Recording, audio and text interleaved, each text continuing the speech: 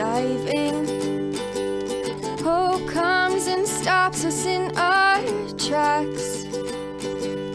Bravely we prove in our striving, trudging together each day.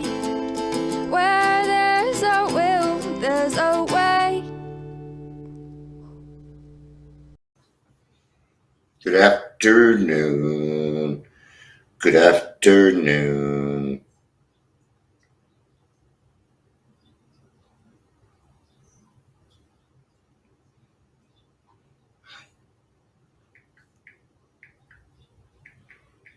Just letting people know I'm live.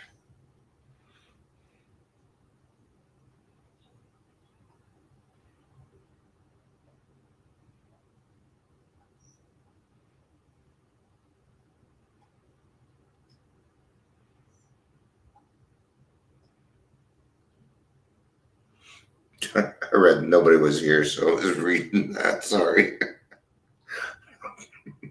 Forgot I was live for a second. All right, but today we're going to be talking about In God's Hands. This will be, it's the second page. I said yesterday, somebody else was here. I don't remember who it was. And they said I read page 2 of that today. And I said I'd come back today and do it. So here I am. Here I am. Oh. I'm going to go ahead and shut my door here. Wait till that 3-minute mark. Ding, ding, ding, ding. You are now free to move about Facebook. Who lately has not been my friend. Hi, Ingrid. Yeah, Facebook hasn't been very nice to me lately. No. Word still got out. Still went out. And the podcast itself did doing pretty well, man. Good job, Bobby and Mandy. Good job. You know, those things are important. You know, I want to talk a little bit about being too big for our britches. And sometimes I see people come on the scene and suddenly it's this, and that. And then all of a sudden they have this like really beyond their means girlfriend. Does that make sense?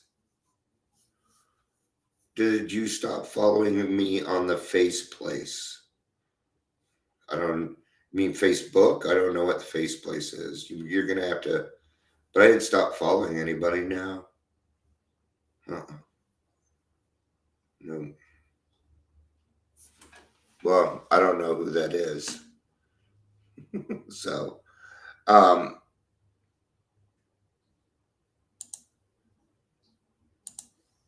thing is it isn't so much, that person that's going through it, but what about the people that are supposed to be supporting you? What are they doing? Are they pushing this? Or they say, okay, because here's the thing. Now, I have a personal life and I keep it personal. Do I talk about some personal things here and there? Yes. But you don't see me taking pictures of me and my grandkids and all this fake shit being online and da da da da.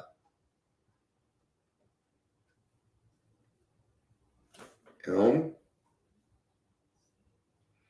I'm going to serve you. Okay. Maybe I'll do that later. Too big for our britches. Today we're going to read out of AA Comes of Age and Alcoholics Anonymous, page 100. So AA page 100, let's go there first and do that. I didn't do introductions. Welcome to Daily Trudge. My name is Dion. And I am live. Yep. Please say hello. That stuff. Whoop.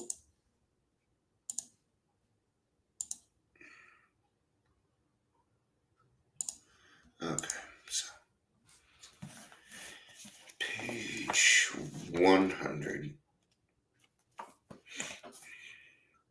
This is in working with others. Okay? Let's see where it's trying to get us to. I'm sorry, I should have prepared better. The thing is, sometimes I don't get to, I don't have time to really prepare when we look back. Okay, I'm just going to start at the top of page 100, I think.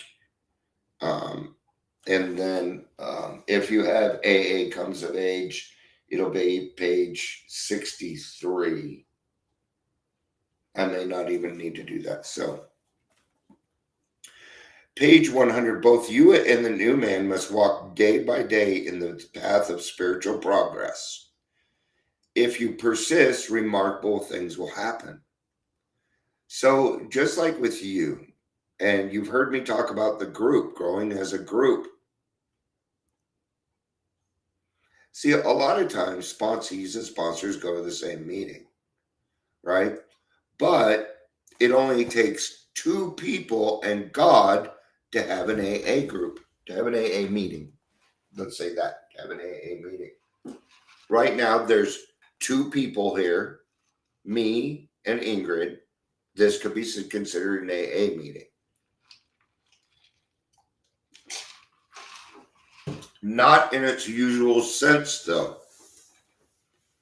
It's just one alcoholic talking to another about our experiences so that we can both stay sober, so that we can realize together that we are going through this. So when the newcomer comes in and admits they're an alcoholic, well, guess what? Each day I wake up an alcoholic. So me too, right? I never become a non-alcoholic. Okay. If you persist, remarkable things will happen. When we look back, we realize that the things which came to us when we put ourselves in God's hands were better than anything we could have planned. Follow the dictates of a higher power, and you will presently live in a new and wonderful world, no matter what your present circumstances. And it's true. I've watched this over and over and over again. I have. When I have seen a man in despair enter cats for 36 sobriety days. That's awesome. Kind of have the kiddies there. Right. So when we get to the point where we are working with others, there's a brand new life. There's a brand new life. Okay. A few things on sponsorship. I'm going to cover just the really, really basics. Number one, if they make it, it's not your fault. If they go back out, it's not your fault. We don't take credit. No. Here's the thing. Anytime a sponsee goes out, what does it do? It reminds us that it doesn't work out there. You're not helping other people to keep them sober. You're doing it to stay sober and continuing to be a good example. You can't get people sober. I can't get people sober. God does that. What we do is we demonstrate what God can do. We're the hope. We are the hope factor. Does that make sense? We instill hope just because we're alcoholic. Just because we, the two of us, have admitted that we are alcoholic. Things have changed, and they will not just change in our two lives, but everybody in direct contact with us. That's why it's powerful. That's why I got over one of the reasons I got over the numbers that I get. I don't count my stuff. And I used to be like, okay, here we are, but really what I was doing was gauging how popular I was. So I stopped. I stopped doing it. I don't need to know that. God will let me know if I need to know. That's the way I see it. Other than that, I don't have to worry about it. I just have to do it. That's it. I actually have less people now than when I started this thing.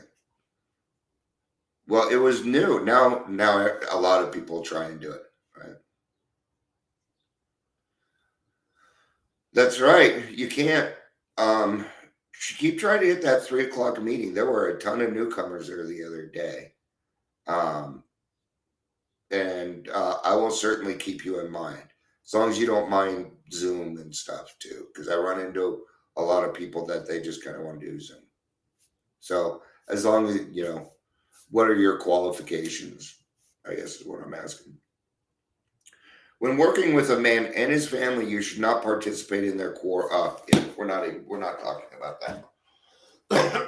All right, we're gonna go to AA Comes of Age, page 63.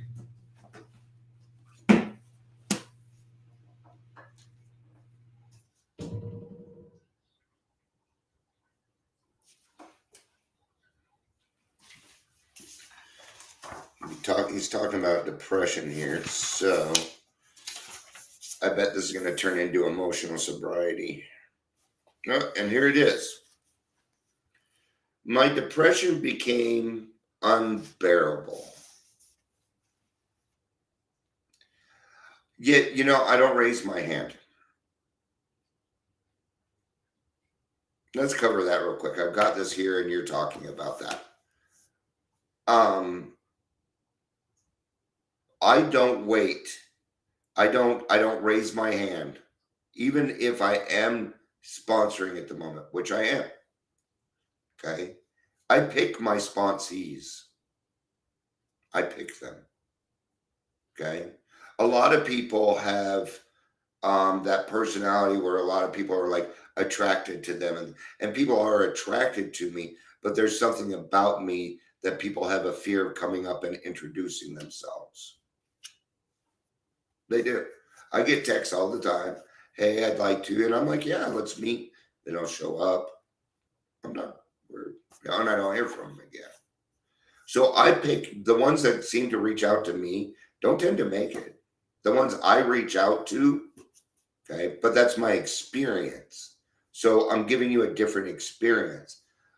Instead, say, hey, God, please help me find a sponsee, right? And then go to meetings and intentionally look for people. That's what I do. And your intuition will go ding, ding, ding, ding, ding, ding, ding. It will. It'll go ding, ding, ding, ding, right? And it'll be knocking at the back of your head. And that's God saying, that's your sponsee. And that's how I get my sponsees. There's nowhere in the big book that it says that you need to look for a sponsor. It does not say that. It says that we are to look for sponsees. There are no directions in there that say, please raise your hand if you can sponsor. No, the right verbiage is, if you need a sponsor, please raise your hand. And then we reach out. Doesn't that sound a little more right?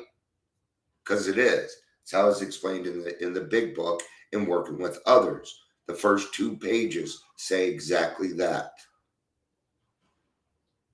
Okay. What else happens if we sit back and wait for other people to ask us and they never ask? Well, that's going to fuck your self-esteem.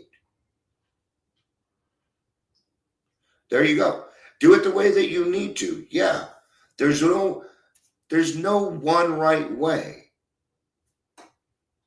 So you do it the way that you need to. And good job. Way to be aware. And Ingrid, I trust you on that stuff because I've been listening to you for a long time. Okay?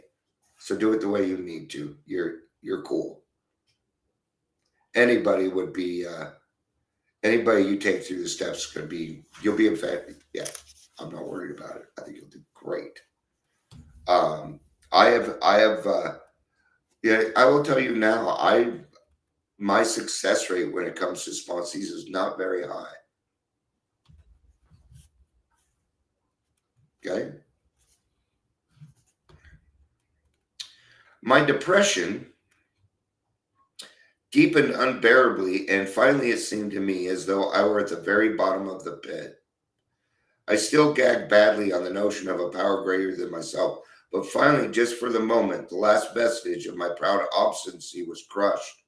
All at once, I found myself crying out, "If there is a God, let him show himself. I am ready to do anything, anything." Suddenly, the room lit up with a great white light. I was caught up into ecstasy, and there was no words to describe. It seemed to me in the mind's eye that I was on the mountain and that a wind, not a bit of air, but of the spirit, was blowing. And then it burst upon me that I was a free man. Slowly, the ecstasy subsided. I lay on the bed, but for a time, I was in another world, a new world of consciousness.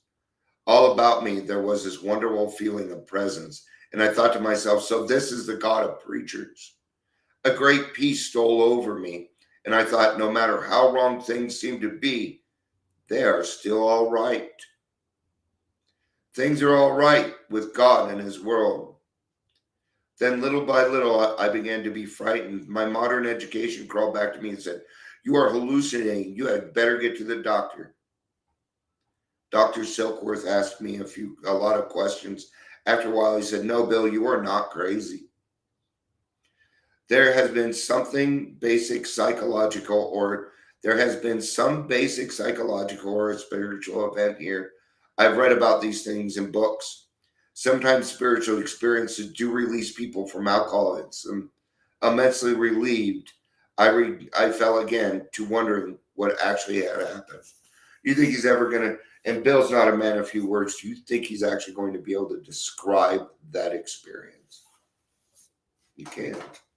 It is so, it's so personal, it's so deep that there's no words.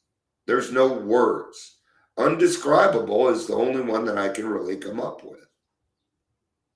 It's undescribably wonderful. My life is entirely different. My life is entirely different from the moment that I decided to give everything over to God. Every single piece. Not sort of, kind of, not this part and that part, but the whole thing. There wasn't anything left. And that's where Bill was at. There wasn't anything left. There were two things left: move into the spiritual realm of living or die. Now, my first spiritual experience was slow. It was of the educational variety. I had a pretty big spiritual experience about 3 weeks ago. It shook my world. It still is. I'm scared. I have some fears, some things. My sleeping's gone wacky. And maybe it's my brain trying to convince me that I'm just crazy instead of accepting the fact that God has moved in entirely.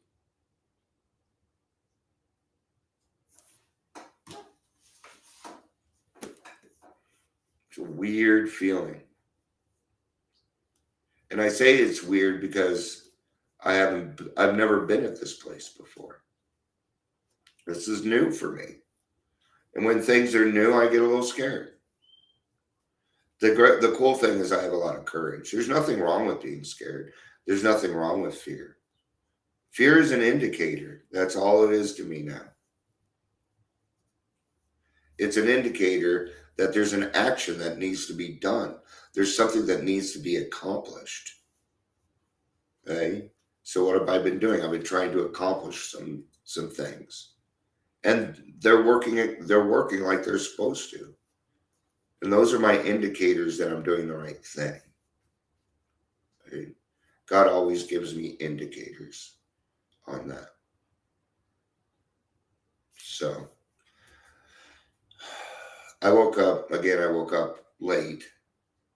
I'm just glad I made it through my 3 o'clock meeting. Thank you, God. I don't like missing that meeting.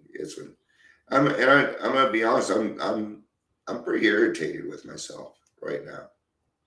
Um, I feel like I'm being lazy. I'm not. I'm not. But these are the things as a man. Are you fucking lazy? Fuck. You got nothing done today. Yeah, that still happens to me, and I have to say, whoa, whoa, whoa, Dion, calm down, Dion. Right? Yeah, yeah, because it might have been too much, huh? Yeah, I wanna post this one up.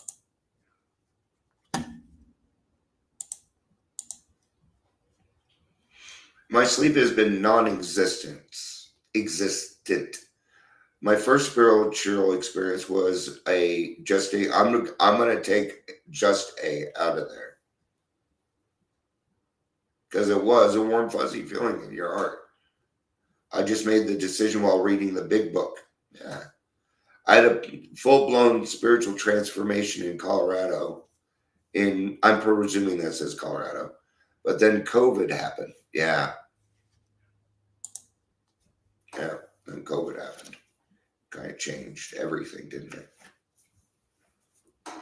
Still not all that happy about it. Okay. I'm gonna go ahead and wrap up. Um, well, when we place what we have going on in God's hands, and then go ahead and just start living our day, you'll find that those people that you're looking for will come into your life, and I can promise you that because I'm here. I'm in your life, and God does see when you get to a certain place. God does little things for you. Did you know that? He does. There's nothing wrong with asking. Don't expect it. Don't plan it. But yeah, you bet. I'll if I pray for things for people all the time. Hey, I know that person trying to get that car. Can you help them? They got the car. Yeah, yeah. See, when you're doing God's will, He gives you gifts. I live in a 5 bedroom house and drive a 2005 Mercedes Benz, and I haven't made any money in years. So you tell me, does God work? Yeah. Will I always be in this 5 bedroom house? Probably not. I may be in a cardboard box in 2 years. I don't know. I don't know. But I know that today, right now, that I can trust God. I can trust the process. Okay. All right. Thank you. Thank you, Ingrid. You're awesome too, and I love you. All right. Thank you, everybody, for being here. I love you. Peace out.